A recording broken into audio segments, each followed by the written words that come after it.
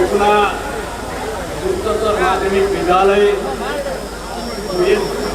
मैदान में आयोजित इस सभा का सभाध्यक्ष महोदय, मंच में आसीन गोर्खा जनमुक्ति मोर्चा केंद्रीय समिति का महासचिव एवं गोर्खा क्षेत्रीय प्रशासन का सम्माननीय अध्यक्ष भाई अनित थापा, मंच में आसीन गोर्खा जनमुक्ति मोर्चा, गोर्खा जनमुक्ति नारी मोर्चा, Gorkha Janmukti Yuva Morcha, Darjeeling Terai Dooars plantation labour union, साथसाथै तीनवटा महकुमा समिति, जिल्ला समिति, अन्य पार्टी संगठनबाट आउनुभएका अग्रज नेतृत्ववृन्द, साथै आजको यस सभामा सम्पूर्ण पहाडका 45वटै समष्टिहरूबाट आउनुभएका सम्पूर्ण शान्ति प्रेमी, जाति प्रेमी मेरा अति आदरणीय दाजुभाइ अनि दिदीबहिनी, सर्वप्रथम त म हजुरहरू सबैलाई म आन्तरिक हृदयबाट धन्यवाद दिन चाहन्छु। तपाईहरु हिजो रातिदेखि आज बिहानैदेखि आजको जनसभालाई सफल बनाउनको निम्ति आफ्नो घरबाट हिँड्नुभयो। धेरैजना अहिले पनि बाटाघाटामा गाडीको जामले बसिरहेका छन्। उहाँलाई पनि म धन्यवाद दिन चाहन्छु। साथै आजको यस जनसभाको निम्ति अनुमति प्रदान गर्नको निम्ति गरिदिएकोमा दार्जिलिङ जिल्ला प्रशासन अनि दार्जिलिङ पुलिस प्रशासनलाई पनि म धन्यवाद दिन चाहन्छु। साथै आजको यस सभामा अध्यक्ष गोर्खा जनमुक्ति मोर्चा, महासचिव गोर्खा जनमुक्ति मोर्चा र पार्टीका अग्रज नेतृत्वहरूले के कस्ता आफ्नो वक्तव्य राख्छन्, ती वक्तव्यहरूलाई समेटेर प्रशासनमा ल्याउनको निम्ति आउनुभएका सम्पूर्ण उत्तर बंगालका पहाडका मिडियाका साथीहरू, भाइहरू अनि दाजुहरू, साथसाथै आजको यस सभास्थलसम्म तपाईहरुले झर्को नमानिकन हाम्रो सन्तानलाई सही ढङ्गमा ल्याइदिनु भएकोमा अनि सही ढङ्गमा घर-घरमा पुर्याइदिनु भएकोमा म चालक दाजुभाइहरूलाई पनि धन्यवाद दिन चाहन्छु। साथै आजको यो सभालाई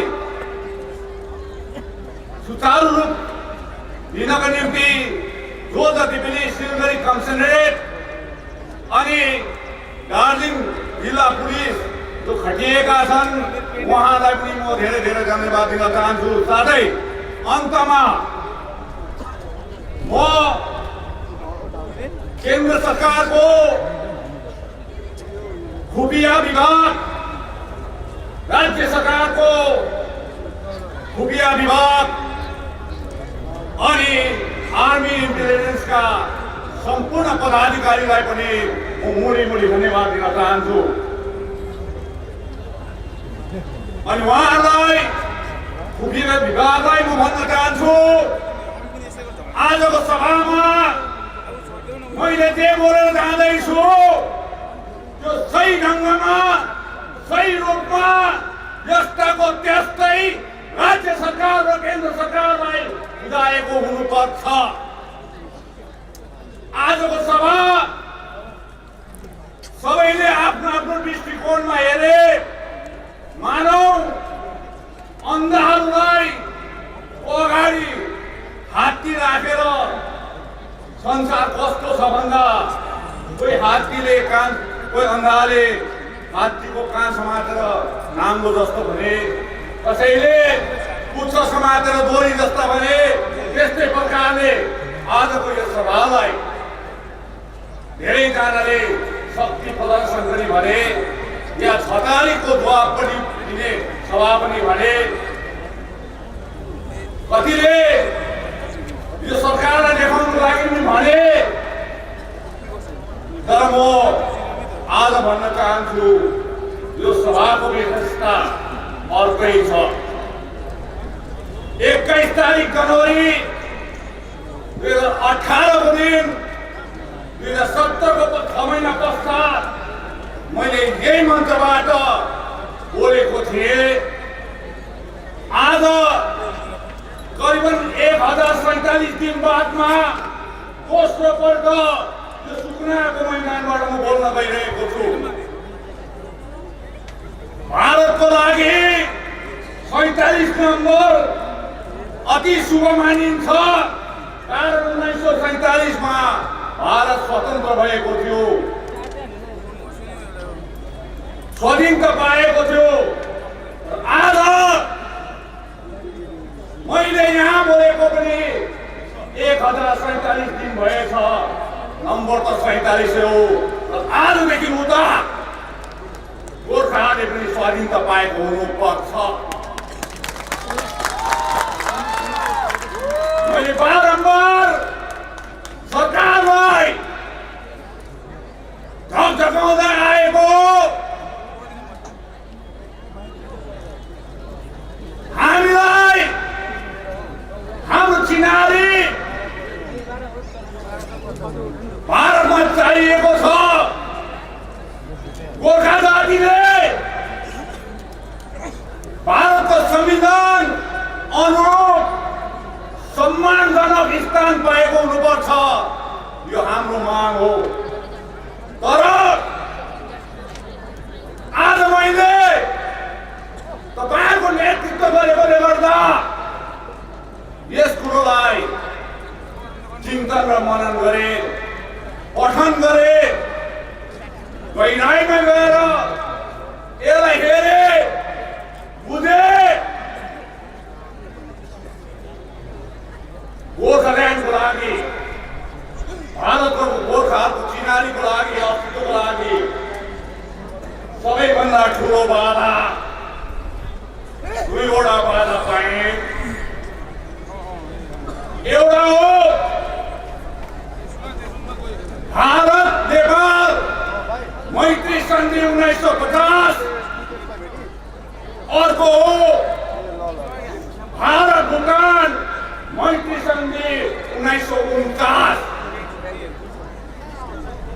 यो 1949 सालको भारत र भुटानको सन्धि, साथसाथै 1950 सालको भारत र नेपाल सन्धि जबसम्म रद्द हुँदैन तबसम्म यो पर्खाल भएर हाम्रो चिनारीको लागि अगाडि उभिएको हुन्छ। यसले गर्दा म तपाईहरुलाई, केन्द्र सरकारलाई, भारतीय जनता पार्टीका शीर्ष नेतृत्वलाई, श्रीमती सोनिया गान्धीलाई, श्री राहुल गान्धीलाई, शरद पवारलाई, फारूक अब्दुल्लालाई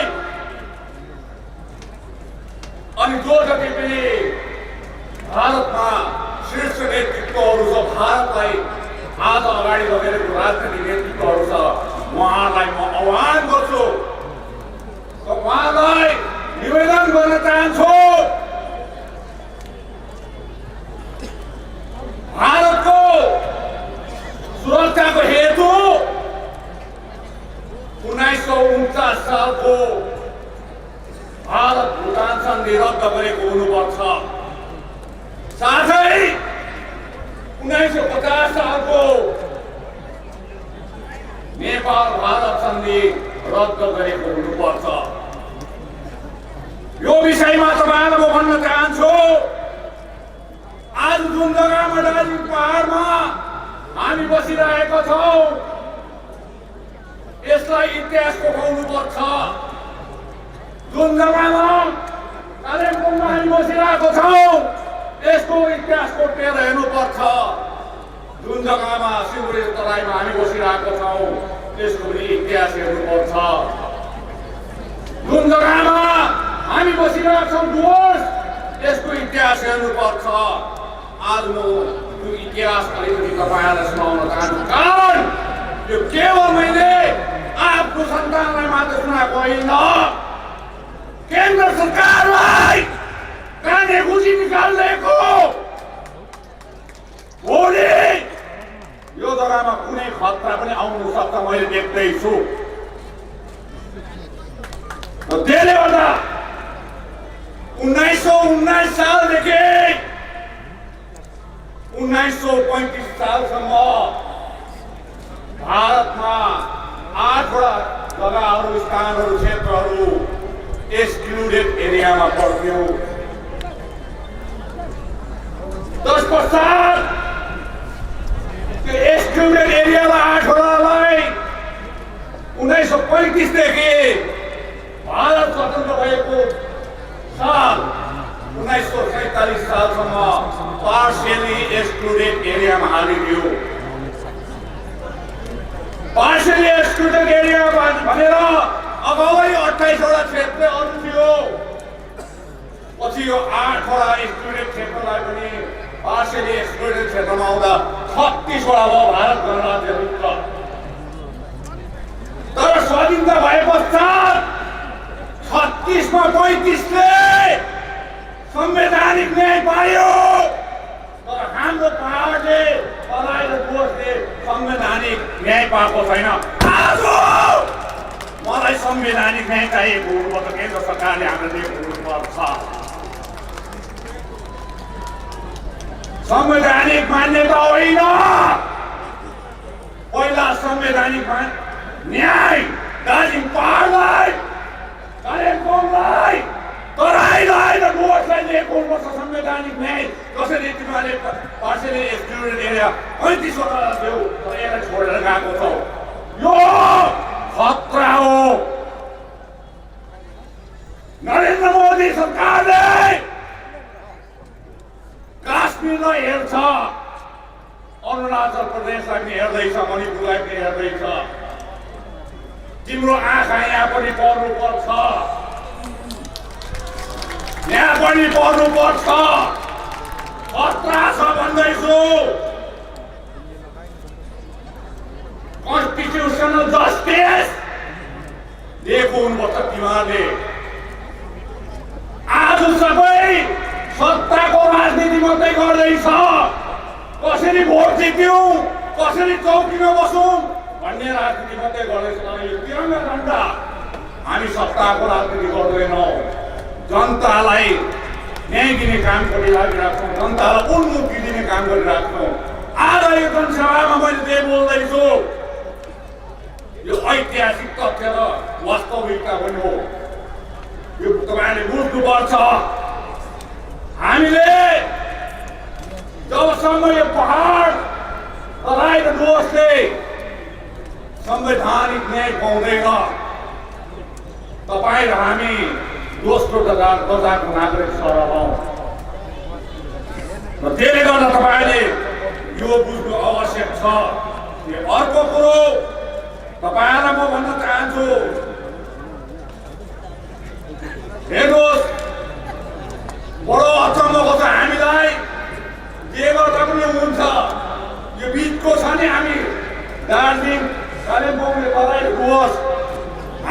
यति साह्रो निमुखा जनता जे गर्दा पनि हुन्छ।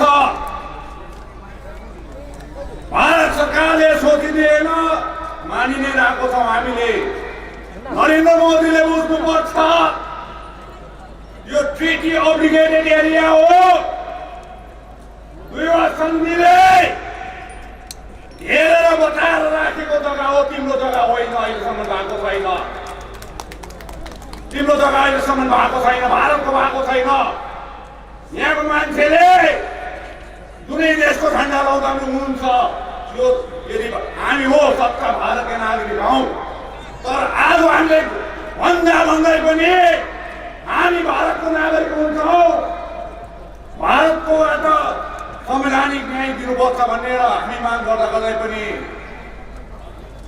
यदि तिमीले दिनु चाहँदैनौ, भारत सरकारले दिनु चाहँदैन, यहाँको ठुल्ठुला नेताहरूले दिनु चाहँदैन भने भोलि गएर यहाँ के बिग्रेको खण्डमा हामीलाई दोष दिनु, दोष दिमाग हुनुहुन्छ। एक समय भारत स्वतन्त्र हुँदाखेरि दार्जिलिङको प्रान्तीय क्लबमा पाकिस्तानको झन्डा 48 घण्टासम्म लागेको कथा पनि छ। यो बुझ्नुपर्छ, किनभने यो ट्रिटी अब्लिगेटेड एरिया हो। र मैले यो भन्न चाहेको आज तपाईँहरूलाई यो भन्न चाहन्छु, नर्थ इस्टमा 7 वटा राज्यहरू छ जसलाई 7 सिस्टर्स भनिन्छ। त्यहाँ नर्थ इस्ट काउन्सिल छ अनि अलग्गै नर्थ इस्ट काउन्सिलले त्यो 7 वटा राज्यलाई लिएर काम गरिरहेको छ। बादमा 1975 सालमा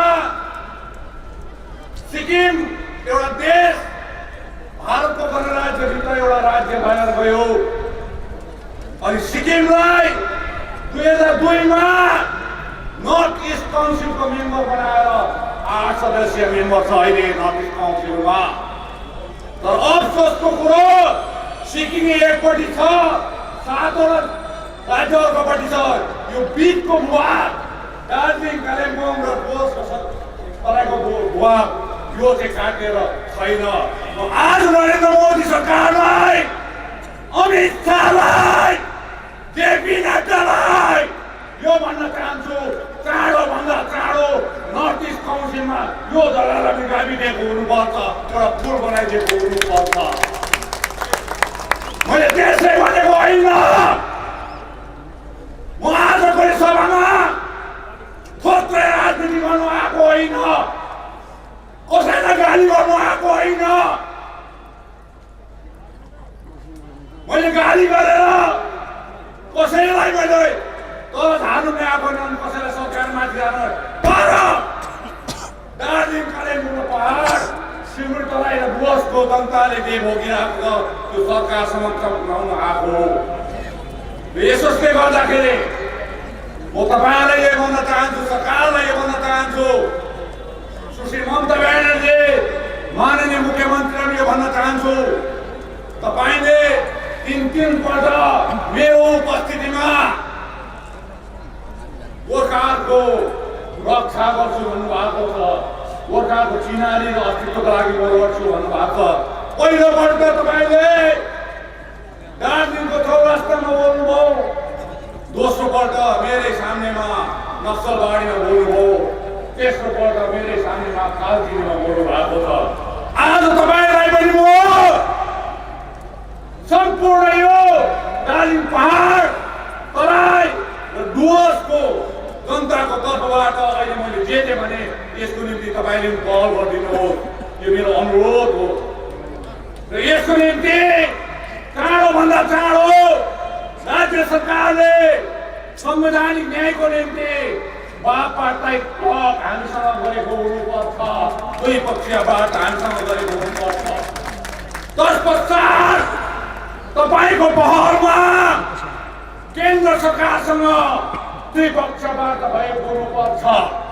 बापट्याइट तक हामी अघि पनि थापा भाइले भन्दै थियो नि, हामी सहिदै नबनाइकन, कसैलाई नमारिकन, कसैलाई दङ्गा फसाद नगरिकन, कहीँ स्ट्राइक पनि नगरिकन हामी बिस्तारो बिस्तारो आफ्नो भाग्यको रेखा पुर्दै जाँदैछौँ।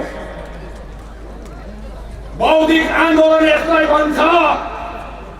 मैले आज तपाईँहरूको अगाडि राखिदिए त्यो केवल मेरो एउटा मस्तिष्कको कुरो होइन, यो पछाडि थिङ्क ट्याङ्कहरू छ। समय कम्ती छ र मैले कम्ती बोलाइ भनिदिएको मात्र हो। साथसाथै म यो कुरो एउटा फोरममा राख्न चाहन्छु। जो फोरम अलरेडी छ, नर्थ इस्टको national forum for north east, उहाँसँग कारण हाम्रो पार्टीको अग्र नेतृत्वलाई लिएर हामी सेमिनार गरेका हुन्छौँ, हामी सेमिनार गर्छौँ। त्यसैले गर्दाखेरि तपाईँलाई मैले भन्न चाहन्छु कि आज जे जति पनि मैले समय कम्ती लिएको छु, कारण म आफै पनि बिरामी छु। जे जति मैले आज भने तपाईँलाई यो कुरो तपाईँले बुझिदिनुहोस्। सरकारले बुझ्नुपर्छ, सबैले बुझ्नुपर्छ। 2017 मा जुन आगो लागेको थियो यो पहाडमा, उत्तर बङ्गालमा, निभाउने हामी हो, फायर ब्रिगेड हामी हो। जुन मान्छेले आगो निभाउँछ त्यो मान्छेले आगो जलाउनु नि जान्दैछ नि फेरि, त्यो पनि बुझ्नुपर्छ, त्यो पनि बुझ्नुपर्छ।